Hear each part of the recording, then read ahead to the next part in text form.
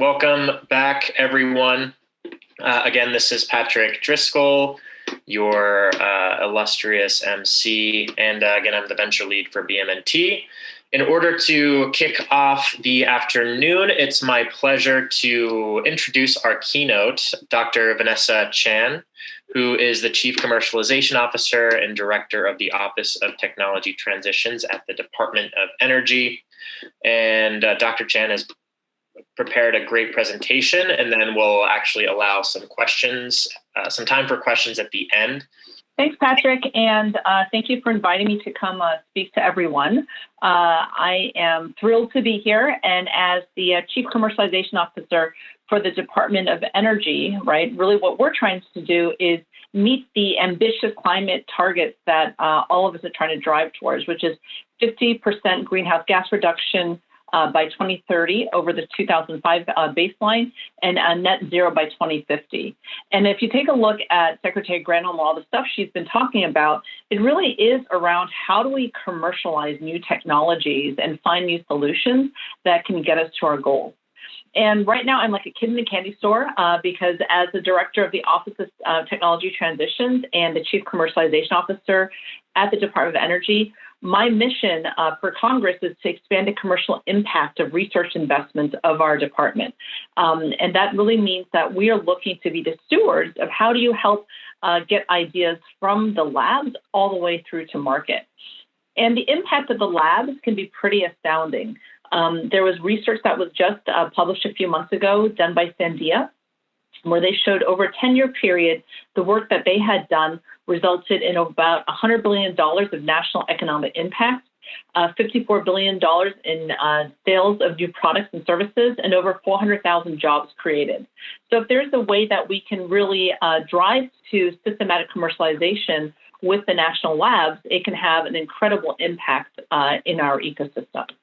One thing I thought would be important to do is kind of define commercialization for folks, because one of those squishy terms, which I think means different things to different people. And ultimately, what you're trying to do is move across the continuum of research to development to demonstration to deployment. And once you're able to move smoothly across that RD, D&D continuum is when you actually get to real impact, because you are launching an economically viable system where the risks have been de-risked. That would be the technology risk as well as the market risk. And you can see wide-scale deployment of the technology solutions onto the marketplace. Now, that sounds relatively straightforward, but it's actually not. And for those of you who are startups, you know there's all kinds of valleys of death that you need to traverse in order to get yourself all the way through the deployment. And the other tricky thing is it requires a lot of dollars to actually get you to commercialization, especially as you get further along the continuum, and especially if you're a hardware startup. And really what we're doing in my office is to understand what is preventing ideas to move smoothly across the continuum so we can get to impact, and what are ways in which we can address those barriers. And so there's a lot of barriers that happen with commercializations. I've been doing commercialization for over 20 years now in all kinds of different ecosystems, from the private sector, really, really big companies, to startups. And it's pretty amazing where for all these different ecosystems, we see very similar themes around what prevents commercialization. The first is around capabilities, where oftentimes these technologies are developed in the lab by PhDs who don't have formal training in commercial impact.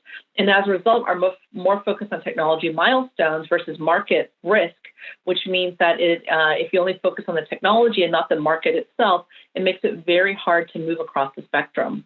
Secondly, there's funding challenges across the continuum, especially when you get to prototyping, demonstration, and first-in-kind deployment. This is because it's expensive to do these things. They're still quite risky, and finding the funding for it can be challenging. Next, collaboration sometimes can be done in a more one-off way versus strategic way. There's really no mandates to encourage people to partner and engage with the external community. And so it's really important for us to think about how do we do public-private partnerships differently so there's earlier engagement and strategic partnership across the value chain. Next is culture. Anyone who's gotten a PhD, myself included, knows that the focus really is on paper publication, versus commercialization outcomes. And we have to make sure that we're driving ourselves towards deployable R&D. So oftentimes the papers are coming in the earlier stages of research and development, but we need to be doing research and development with the eye towards deployment. And then lastly, oftentimes if you're trying to work with a lot of different companies, it can be really challenging from a contracting standpoint. So we all need to think about ways we have streamlined mechanisms so contracting does not get in the way for us to actually commercialize. And so right now at OTT, we're doing a lot to support our programs and national labs across these 5 gaps and barriers. We have programs that we fund to actually help build out commercialization skills like Energy I-Core, or to actually help against the continuum like the Tech Commercialization Fund, which is funding technologies to bring them to market. We also do work in order to help think about what market analysis needs to be done to manage market risk. We do a lot of convening in order to drive towards public-private partnerships and also change the culture to encourage commercialization. And we do a lot of work also on legal contracts to make it easier to work with DOE. And all of this is with an eye towards driving to commercial impact, which is ultimately 3 themes. One is creating deployable R&D. Second is catalyzing place-based innovation with national labs and nucleus, so similar to the impact that I shared with you on Sandia. And then last is supporting cross-cutting initiatives or industry verticals. What can we do to really help make sure some transformative technology solutions can be brought to market? And so today I'd like to highlight a couple of programs and portals. First is EPIC, which is a program that we have to support startups through incubators and accelerators. Next is the Tech Commercialization Fund, which is helping against the RD&D continuum. We have a CTAP program, which is having the labs and supporting them to support their local communities on COVID response. And then an online portal lab partnering service, which will give you all a chance to see what it is we're doing at the DOE. So in terms of EPIC, this is a program run by my office where we had a $1 million prize that was awarded in October 2020. And last week, we announced a $9.5 million FOA and who the winners were for that. And really what we're trying to drive towards is regional innovation by supporting incubators and accelerators who themselves are supporting startup communities. And if you take a look, the map is very extensive. For the October 2020 prize, we had $1 million across 20 winners, $50,000 each. And then in June of 2021, we awarded 10 awardees $10 million in aggregate across those. And we're really excited because through this work, we can catalyze opportunities across the nation. Give you an example, this is one of the $50,000 prize winners, which is the Mississippi Virtual Quad. And what they were doing was really trying to create an innovative virtual incubator network that was really encouraging minority and rural entrepreneurs to apply. And so the money was used towards awards that they were distributing to help the entrepreneurial ecosystem. We also have UT Spark, which is out of the University of Tennessee, which was looking to help create a park where there's the ability to transfer technology, commercialize, and help startups with their business model. So ultimately, as many of you know, connecting the dots is super critical when you're trying to commercialize, and the part of Spark Innovation Center is to provide that connectivity that many startups need. In terms of technology commercialization funds, we have goals here, which is really around how do we take the lab technologies we have and bring them to market. And the key thing for this is it's about 0.9% of the applied program money comes in every year to OTT to administer this. And last year it was about $30 million of funding. And there's 82 projects that we funded with over 130 partners and $33 million in federal funding.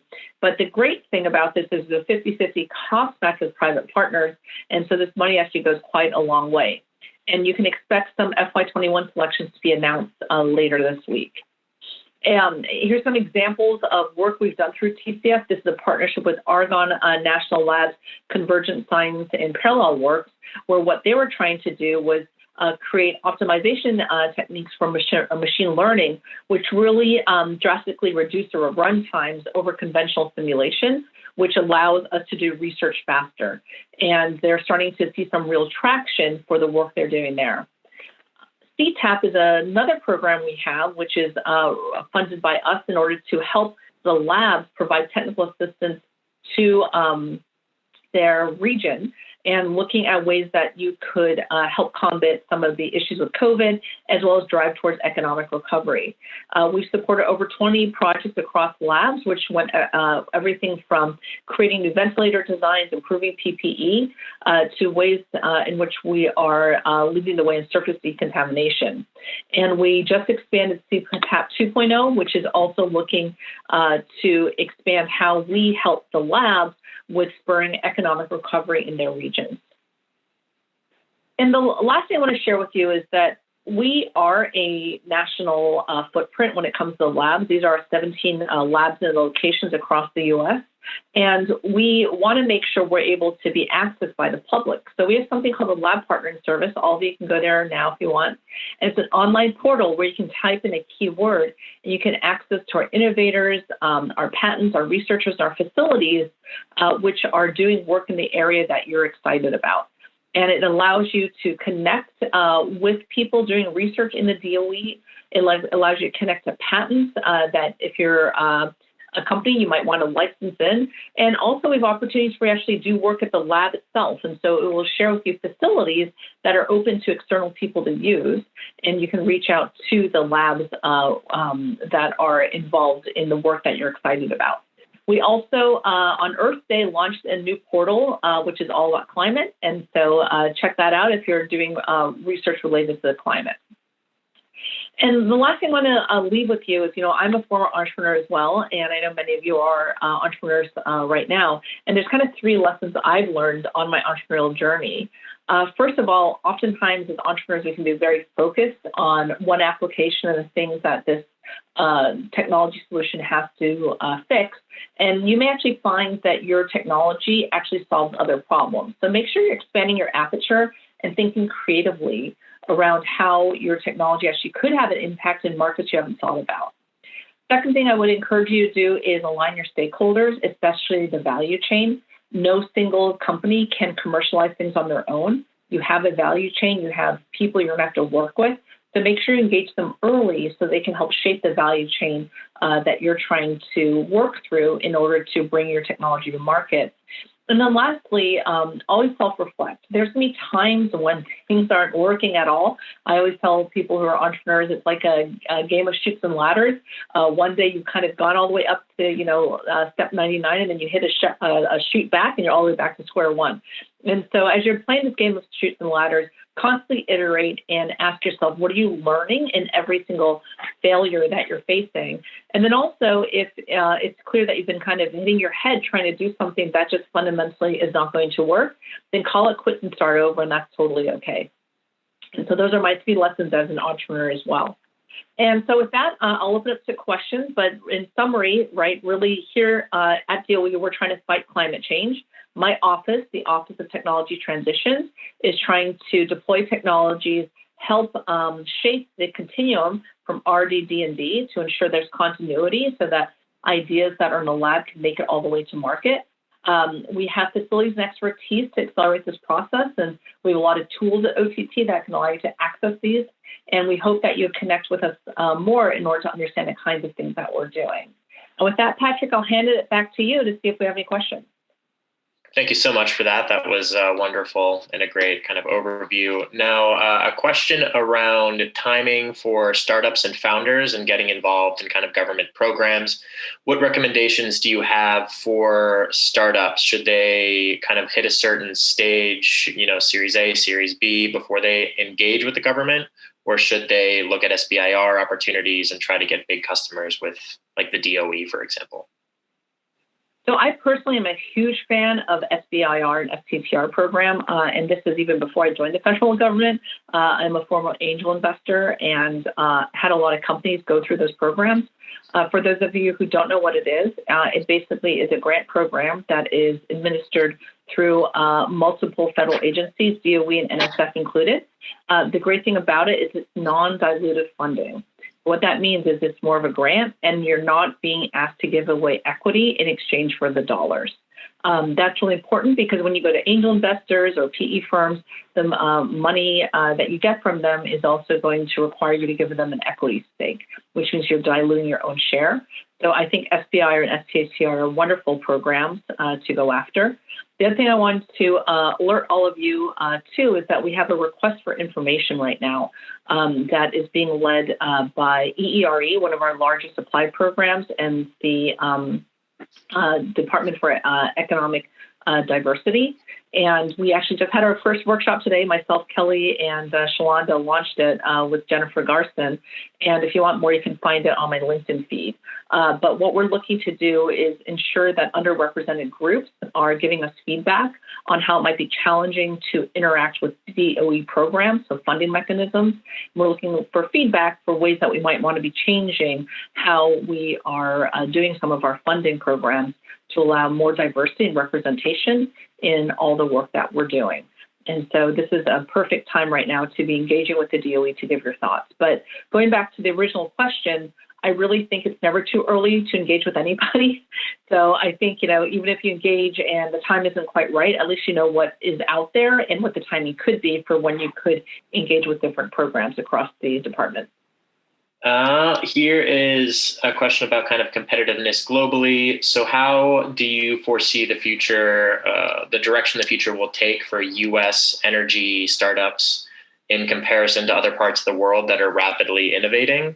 And how can we maintain competitiveness specifically within the U.S.? Yeah, so I think the key thing for any nation, the U.S. included, is that you are innovating with the market backed. I currently am on leave of absence from the University of Pennsylvania.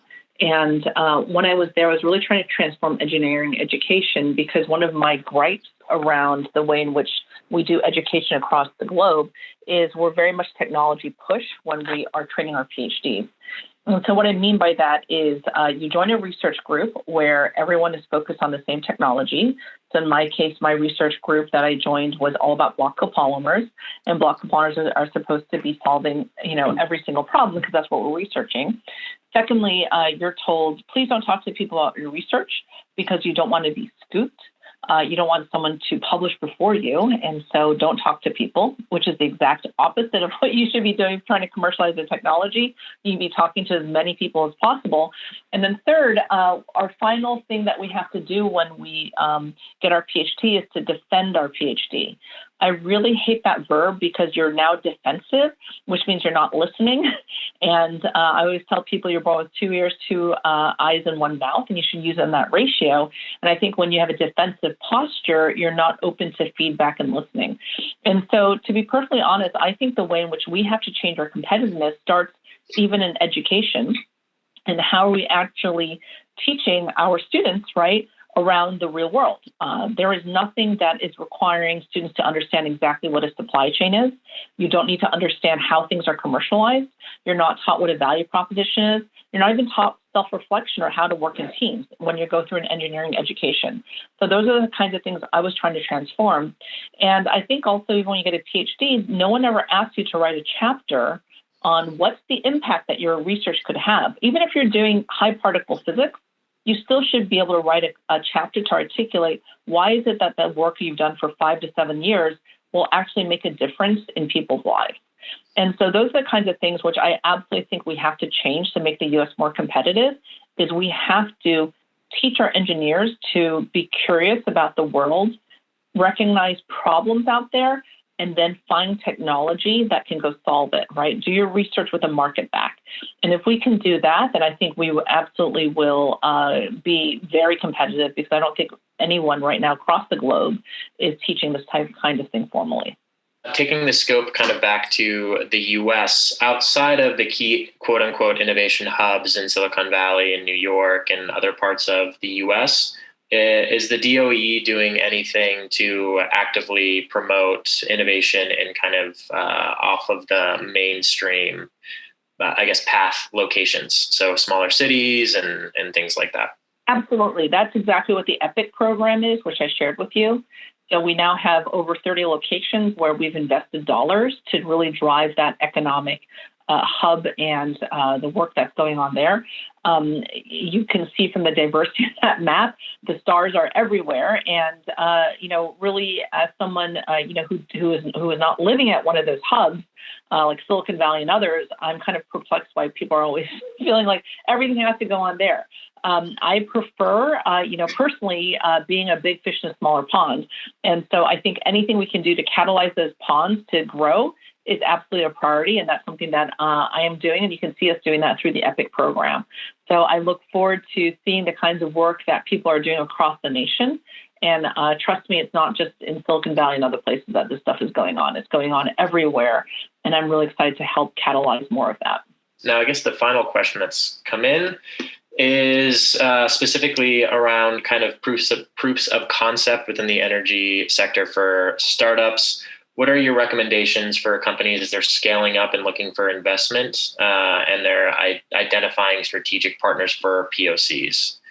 And how can that kind of carry over to government empowerment as well? So I think there's a couple of things that I would encourage people to be thinking about. There's very early stage POCs. And what I see sometimes is people are too focused on getting a perfect prototype and may over-engineer things to get some insight in early. I remember working with one startup where they were talking to me about 3D printing some parts they needed. And as I was talking to them, I was like, I think you're describing a toilet paper roll.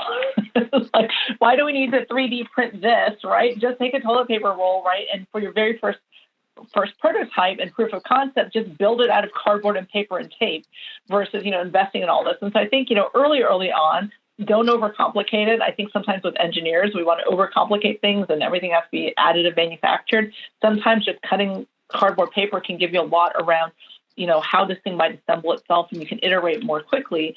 As you get, further down and more sophisticated, obviously you'll have to get to some real working prototypes, which can work in the real world. And that's when you can start adding some of the more fancy kinds of things you need to do there. I think the key thing is you're looking for partnerships, right, is to go and look for, map out what the value chain is, right? Take a look and say, okay, if I'm going to be bringing this technology solution to market, there is a problem I'm trying to solve. That problem today has an incumbent solution. Who's playing in that space today? And one thing I found when I was working as an angel investor and guiding a lot of companies is oftentimes number one and number two in the value chain may not be very hungry because they're kind of fighting with each other, trying to get their current solutions to grab more market share. Number 3, 4, 5 are trying to figure out ways to displace number 1 and 2. And so I've sometimes found it's like number 3, 4, 5 is a little bit like game theory, right? They really want to figure out how to displace the big folks. And so they may be willing to take more risks because they are looking to grow. So I think having a real understanding of your ecosystem, understanding the dynamics of it, who the different players are, spending time reading through some of the 10K reports and things like that to understand what strategies are, I think is really helpful. And once we're past COVID, please don't stay in your lab doing work. You have to go out and network. I can't stress that enough because I think oftentimes when you're building out a proof of concept, you're very much focused on the technical milestones and the technical challenges, when in reality, the market risk is normally what kills the technology. It's actually not the technology itself. It's the fact that you haven't quite understood what is it that the entire value chain needs. What do you need to convince people to do in order to have a sustainable economic model? Those are the things that really can kill you. So as you're building out your proof of concept, please do not forget the techno-economics. You may think that, okay, this thing is going to solve this and it's wonderful, but if it's 10 times the cost, there is not a sustainable economic model because consumers will not pay 10 times the price. So please, in your proof of concept, you must include techno-economics and understanding what's the price point the market would bear and going back from that. And so when I think about proof of concept, there's the kind of more physical prototyping side of it, but there's also the business model proof of concept, which I think entrepreneurs oftentimes forget. That is an excellent point. And those are actually the final questions. So I'll ask you if you have any final thoughts, words of wisdom for the participants, and then we could wrap up. Yeah, so a couple of thoughts for you. I think it's really important for you to not be in love with your baby. I think sometimes people have been working on a product or a service or whatever it is, right, for many, many years, and you love it, and you're working 70, 80 hours a week trying to bring this thing to market. And I think when you are too in love with your, baby, you're just not hearing the feedback that you should be getting, and that you need to maybe change things quite significantly. And so I will tell you that successful entrepreneurs that I've worked with have never stuck with their original value proposition or stuck with their original business plan, because when they first started off, they hadn't had as much market input as they needed. And as they go through the process, they're getting more market input. They're realizing, oh my goodness, the technology push I had, the solution which I thought could solve everything, is not going to do it. And it was only through listening and getting feedback and all that they really were able to shift themselves to something that could win in the market. So I can't stress enough how important it is to network, to listen, and not be so defensive about your solution that you are unable to actually incorporate feedback to make your product better. And as someone who's been on the other side writing checks to companies, when I was an angel investor, there were a couple of companies I really liked their products personally, but when it came to Q&A with the entrepreneurs and I was asking questions and they weren't hearing me and being very defensive, I would never write the check. And the reason why was, if they weren't listening to me, then I knew they were not listening to the ecosystem. I knew they were not listening to their customers, and I knew they couldn't evolve.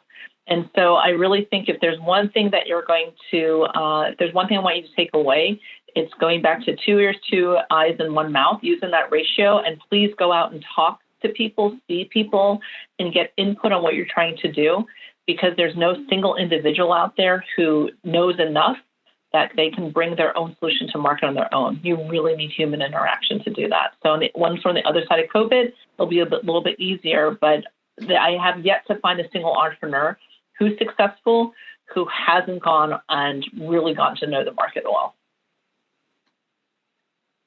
Awesome. Well, thank you so much, Vanessa, Dr. Chan. I think your background really came through today with all of your kind of nuggets of wisdom and responses to the questions in your presentation. It has been a true pleasure, and I know that our participants are going to be super happy with everything you provided. So I guess I'll give you a round of applause. Well, thank you, Patrick. I'll take that. And don't forget, folks, go to my LinkedIn and you'll see a link until August 5th. We're getting input from folks around what can the DOE do to improve access to our programs and things that we can redesign to really ensure we have good representation for a lot of the programs that we're doing. So I'm really excited. This administration is all about change and doing some amazing things, and I'm really lucky to be a part of it. So Patrick, thank you for allowing me the time today to share kind of the vision of OTT and what we're doing to support all of you. But we're here for you, and I look forward to seeing all the great work that your ecosystem is going to be doing. Thank you so much.